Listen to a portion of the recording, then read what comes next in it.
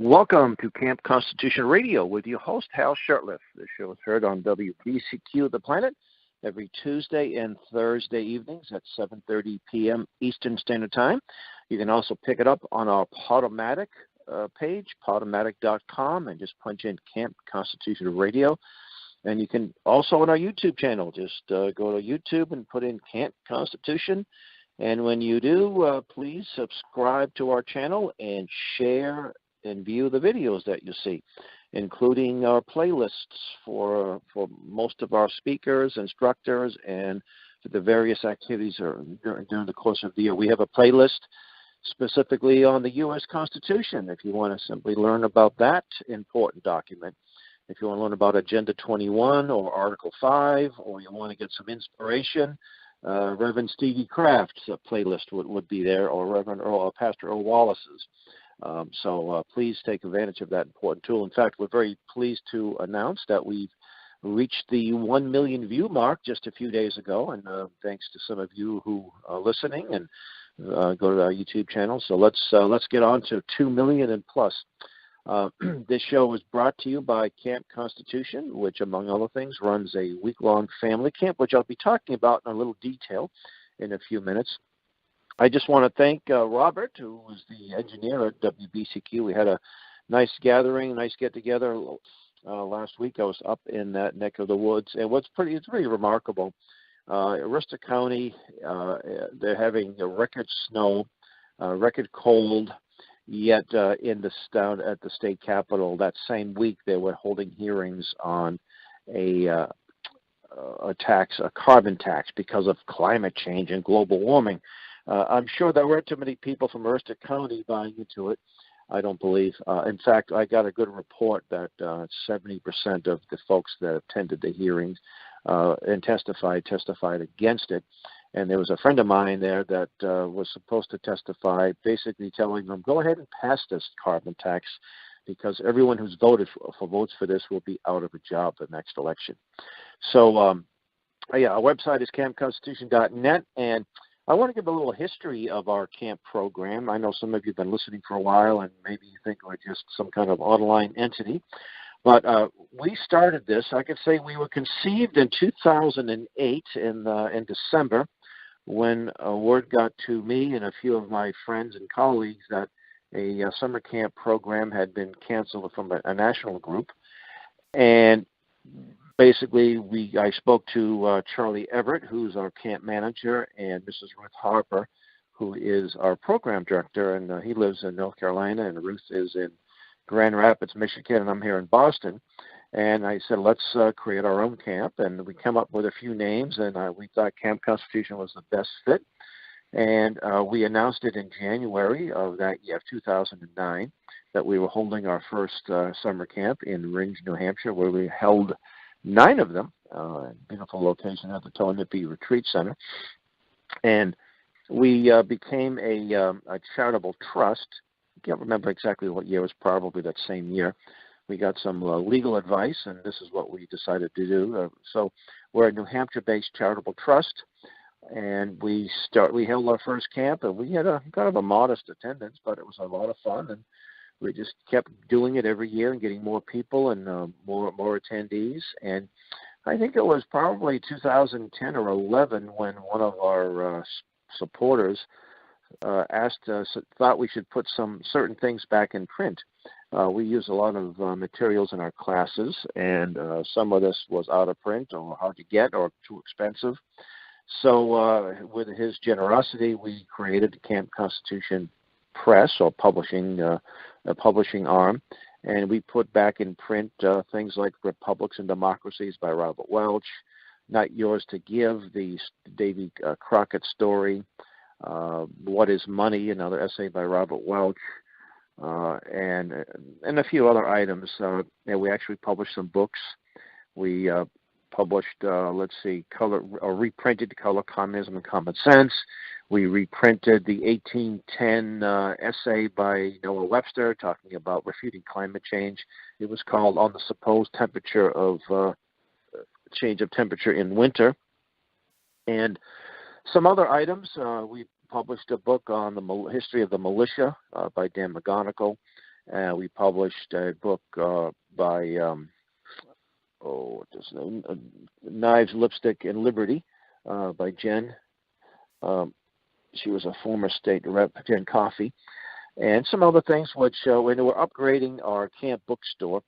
At the same time, we were offered, I should say a few years later, we were offered a spot on this radio station, and we did that. And we started a YouTube channel in 2010 and a Facebook page and social media presence, Vimeo, and a few others. It was in the summer of 2016. I won't go into any details, but I left my employer, and in February of 2017, I became the full-time director of Camp Constitution, and that, of course, has allowed me to spend all of my time promoting Camp Constitution. And we have, since then, we have a speakers bureau. We also host the Sam Blumenfeld Archives, and I do really encourage people, when you go to our website, you'll see the little button there for the archives. And Sam, who was a dear friend of mine, passed away in June 1st of 2015. He left me most of his library and his papers, and with that, we created this incredible resource. Right now, it's a free online resource. We were thinking about monetizing one particular item to help keep us going, but we just decided that we'll just solicit donations. So anyway, please visit that site, and what you find on this site, on the archives, is most of Sam's books in PDF format. You will find all of his newsletters. You'll find hundreds of his speeches in audio and video, hours and hours worth. I don't know, maybe a week or 2 weeks worth.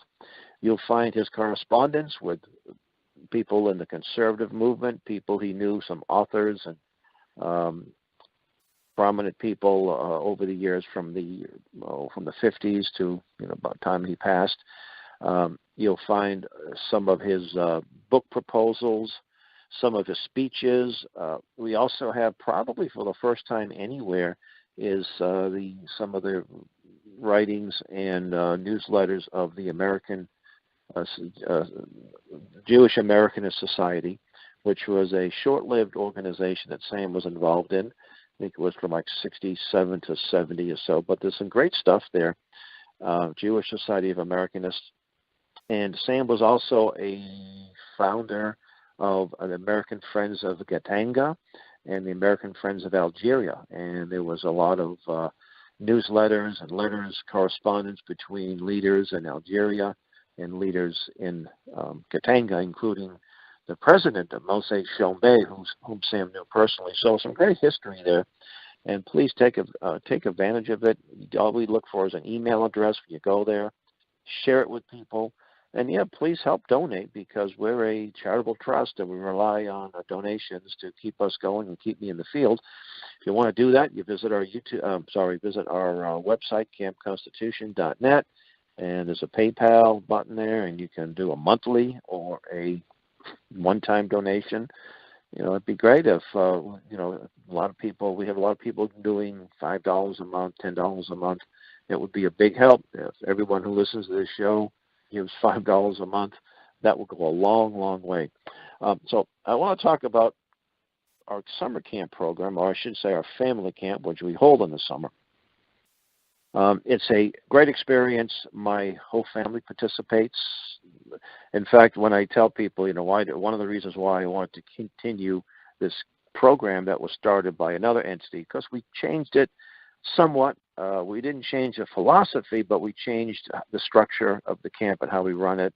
The camp that we had been involved in was basically teenagers. Unfortunately, Mom, you'd have to stay home with the little ones. But now we're a family camp, so Mom can bring the little ones, and we have a program for the little ones as we do for the teenagers and junior high and high school age. So it's a week long. We'll start on a Sunday, usually after 4 o'clock. You go there, get your assignments, and we have rooms and we have cabins. So the rooms are usually reserved for the families, although some families prefer a rustic cabin. All the cabins have their own facilities, their own shower facilities.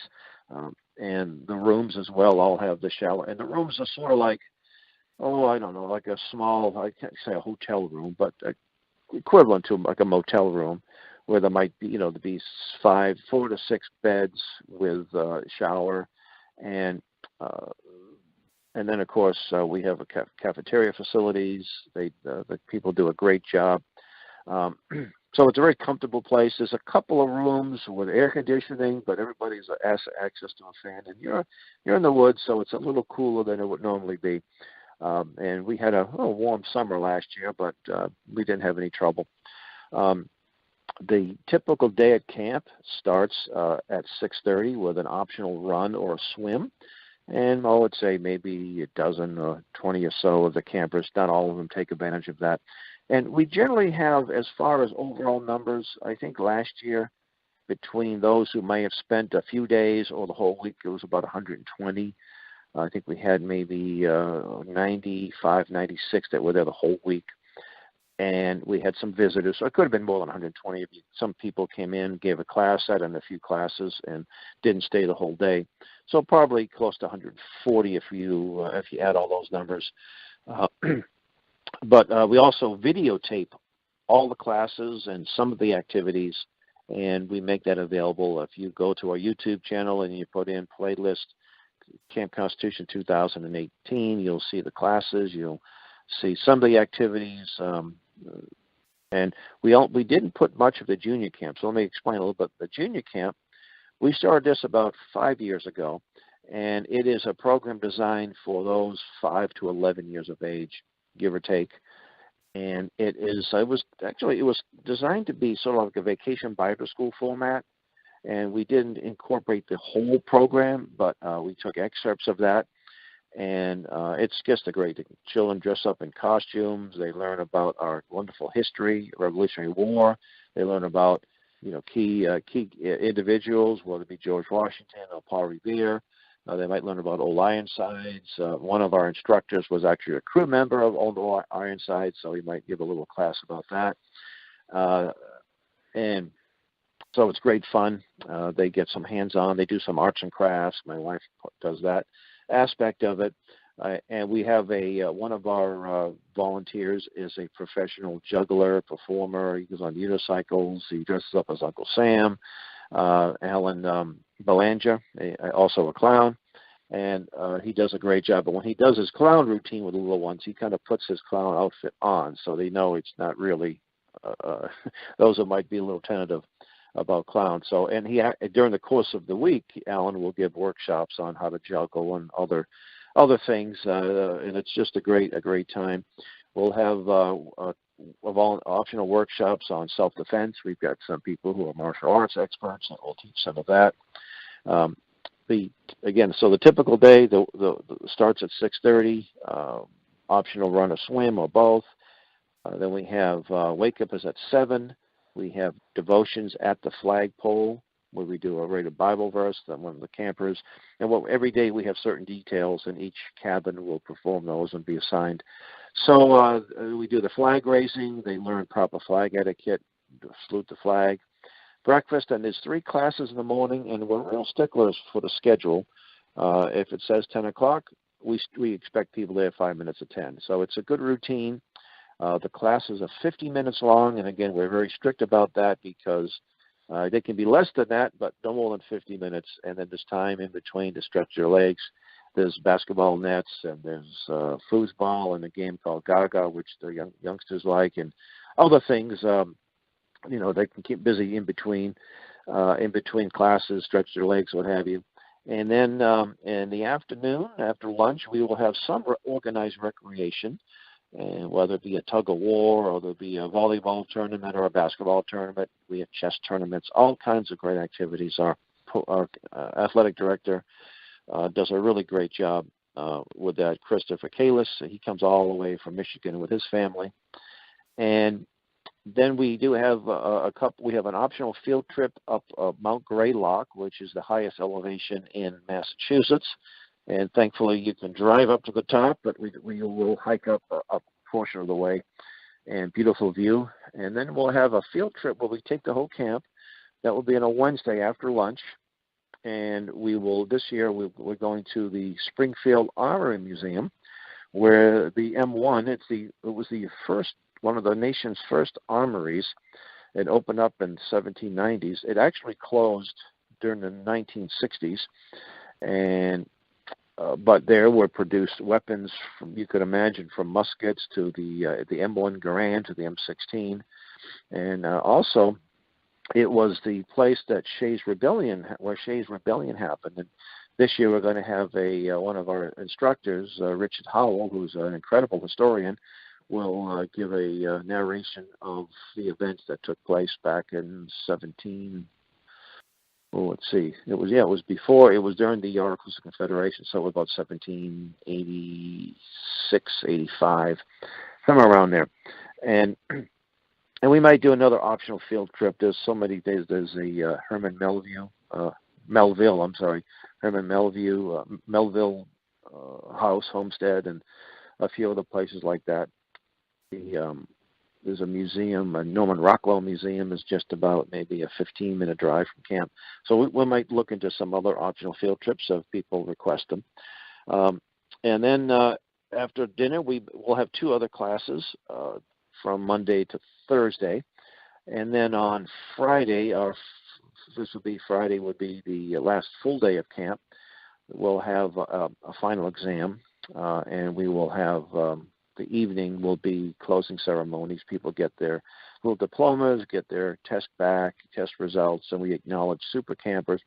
Now, as far as the classes for the junior, we do have we have two levels for the junior high and high school, and there are some junior high students that do better than the high school students, mainly because they're learning this stuff at home, and so it's not always a question of age or grade; it's a question of what they know. So we do have some advanced classes. We have some optional classes in the afternoon. And last year we had 5 or 6 optional classes, which were still pretty well attended. Now this year, as every year, we have some great instructors. We have some top experts, world-renowned. Professor Willie Soon, who is this will be his 3rd year coming back, and comes with his whole family. Last year he brought his mother-in-law, and we hope that she'll be back. And anyway, he is a atmospheric scientist, and he's at the Smithsonian Institute and Harvard University. He's an expert on the climate change, the global warming.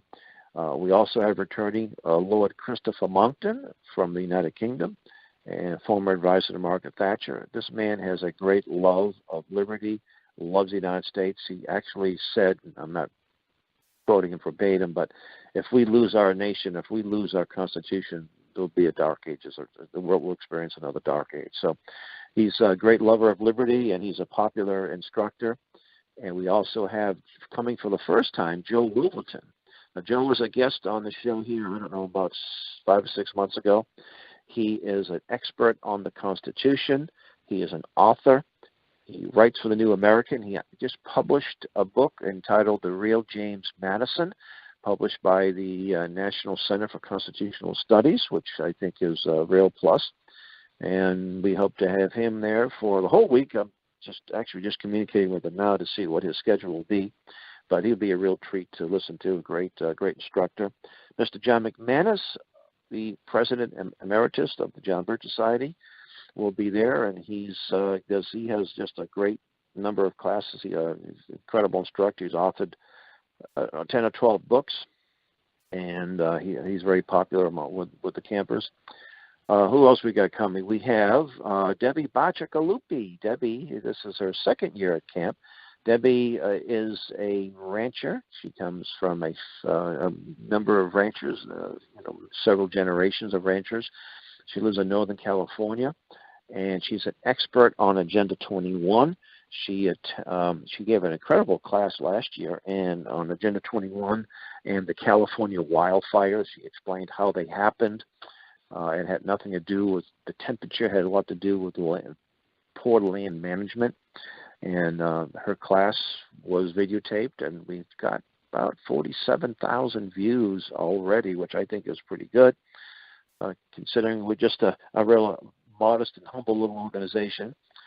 We have Milana Chistian of the Ladies for Liberty organization. This will be her first time speaking at camp.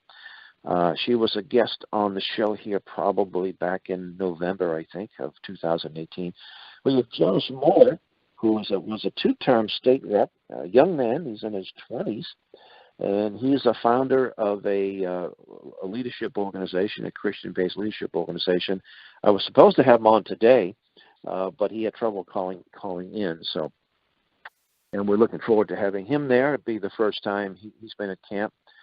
And let's see, we'll have Reverend Stevie Kraft, 04 Rev last year. He wasn't able to, he made it to camp, but it was sort of a last-minute thing, so he wasn't on the schedule to teach any classes. He just gave the sort of the closing motivational program.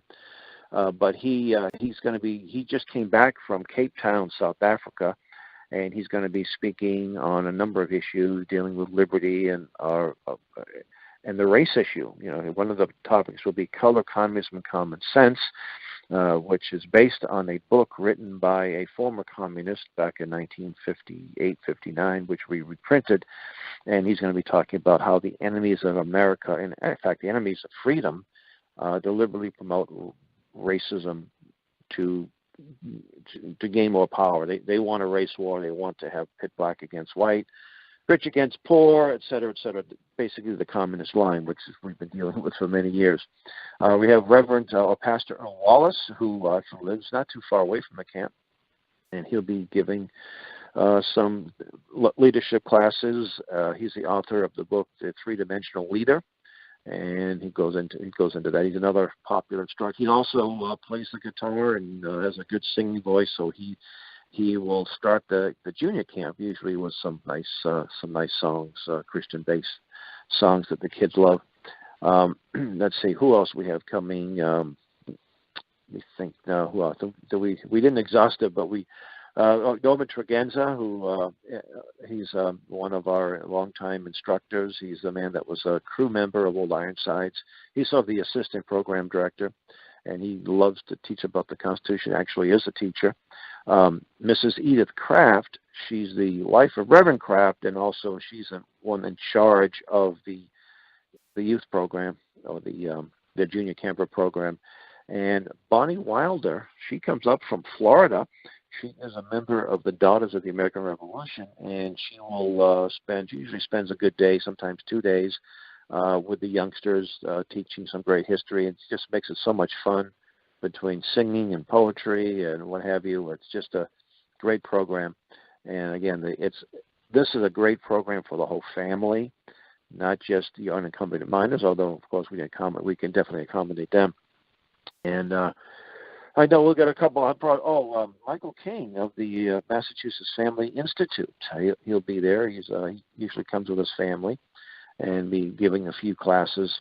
So again, some of these instructors are return instructors, and we have some first-time instructors. Dave Kopatz, who's a good friend of mine, he'll show up Wednesday. He does a show called The Red Pill Politics, and he'll be interviewing a couple of our instructors, and it will be live. And we do a lot of live Facebook feeds with the classes and some of the activities during the day.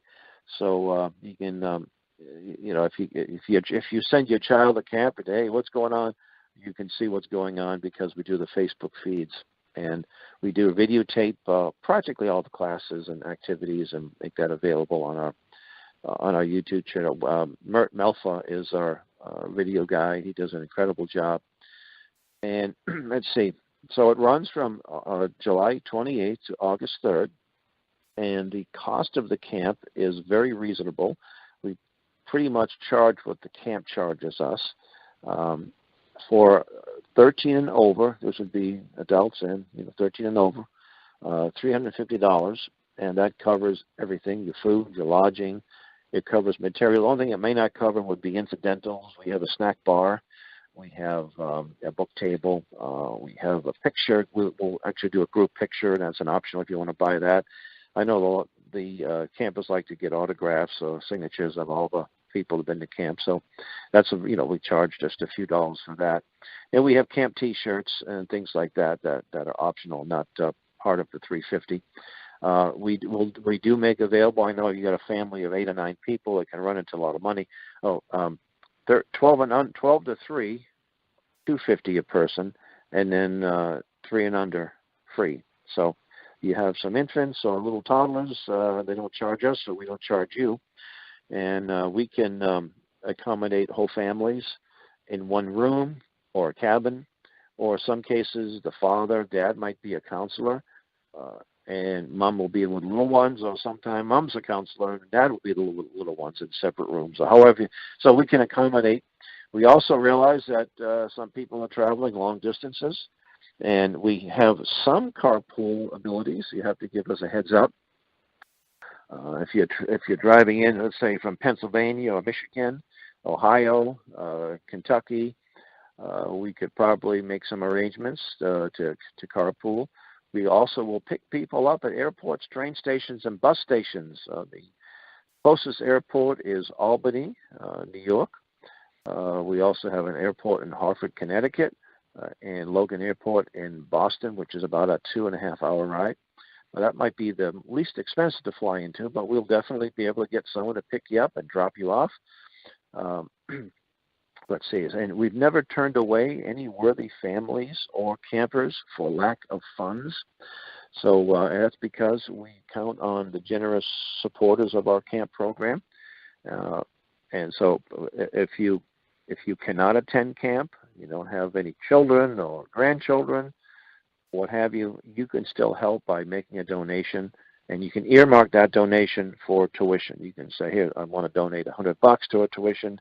I want to donate a whole tuition. I want to send a whole family, or what have you.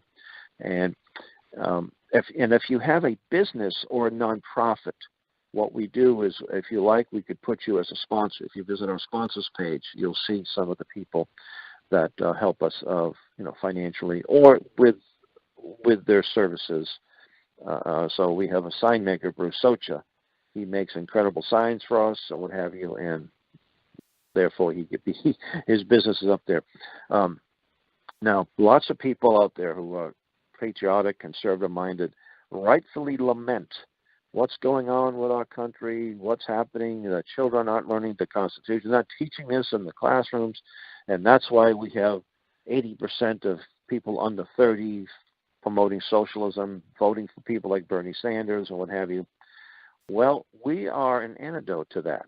And we're just one little camp, but, we do our thing. We reach out to the young people, and young people reach out to others. So it's really hard to gauge our impact. And we also, our activities go well beyond the summer camp. We have information tables at homeschool shows and other gatherings. We do outreach at parades, places that aren't necessarily full of like-minded people. And even when there's like-minded people, a lot of them just don't have the right grasp and understanding of the Constitution. And we help provide that. We would love to replicate our camp in other parts of the country. And there's been interest, but interest is one thing. The other thing is actually doing it, and it is a lot of work. Call a camp up, we want to book it for this week, and then we'll have a nice time. It's definitely doable, and anything worthwhile does require lots of work. And we have such a great structure here in our camp in this part of the country, in the northeast part of the country. We do have some folks in the Midwest that have expressed an interest. We have some folks in California. We have some folks in Texas and Florida. I just got some interest in Utah. But again, it requires a commitment, some financial commitment, and it is definitely doable. And if you can't do it for a week, do it for a weekend. And you might even have a patriotic group that could sustain a camp, without having to start from scratch. You have some good instructors and what have you. Well, I think I'm running out of time. I want to thank you for listening to Camp Constitution Radio, heard on WBCQ The Planet. And until next week, may God richly bless you.